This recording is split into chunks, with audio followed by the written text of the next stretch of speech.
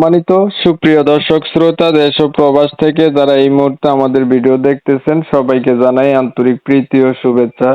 বন্ধুরা, আজকে আমার সাথে কথা বলতেছে, অডিও কলে সংযুক্ত হয়েছে সুইট সুন্দরী একটি মেয়ে। কেন আসলো প্রতিবেদনে বিস্তারিত থাকছে আলাপ, আপনারা ভিডিওটা কন্টিনিউ করবেন। আসসালামু আলাইকুম। ওয়ালাইকুম সালাম। কেমন আছেন আপনি? ভালো আছেন? জি আলহামদুলিল্লাহ আছি। আর খুবই ভালো। বন্যাতে সব নিয়ে গেছে, আমি তো কষ্টতে আছি আর কি। বন্যায় সব নিয়ে গেছে। বাবা মা, তারা আত্মীয় স্বজন তারা ঠিক আছে নি? এখন বন্যা তো বাংলাদেশের ভিতরে হইছেই। এখন আমার বাবা নাই, আমার বাবা ফালাইতে চলে গেছে। আম্মুটাও নাই, আম্মুটাও চলে গেছে। এখন আমি মামির কাছে থাকি।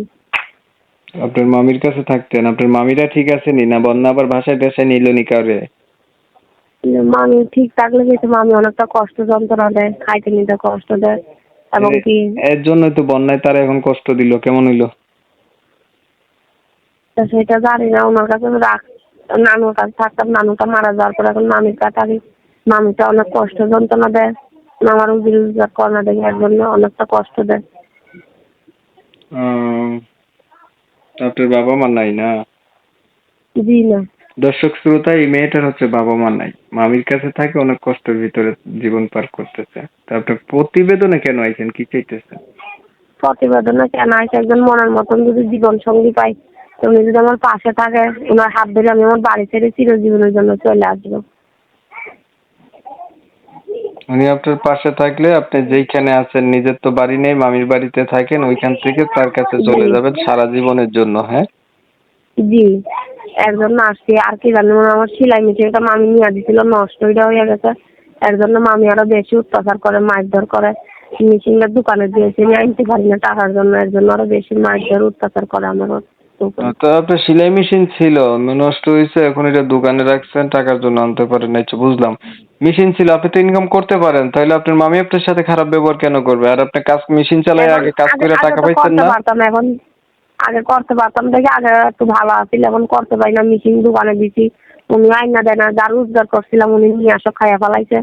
এখন নিজে রোজগার করতে পারি না বলে আনতেও পারি না মেশিন, এর জন্য এখন অত্যাচার বেশি করে। ও, এখন কি চাইতেছেন? আপনি মেশিন আনার ব্যবস্থা করতে চান? কেউ আপনার খরচপাতি দিলে আপনি মেশিনটা আনবেন, এইটা চান? না ভালো একটা মানুষ চান, এইটা বলেন। ভালো একটা মনের মতন মানুষ চাই, যেন উনি আমার পাশে থাকে, ওনার হাত ধরে আমি আমার বাড়ি ছেড়ে চলে আসবো। আমি মামির অত্যাচার আমার আর এখানে ভালো লাগে না, বুঝছি। ঠিক আছে। এটাই আর কি। দর্শক শ্রোতা, আমি দুঃখিত যে ওনার নাম আর ঠিকানাটা নিতে পারতেছি না, আপনারা অবশ্যই ওনার কাছ থেকে জেনে নিবেন।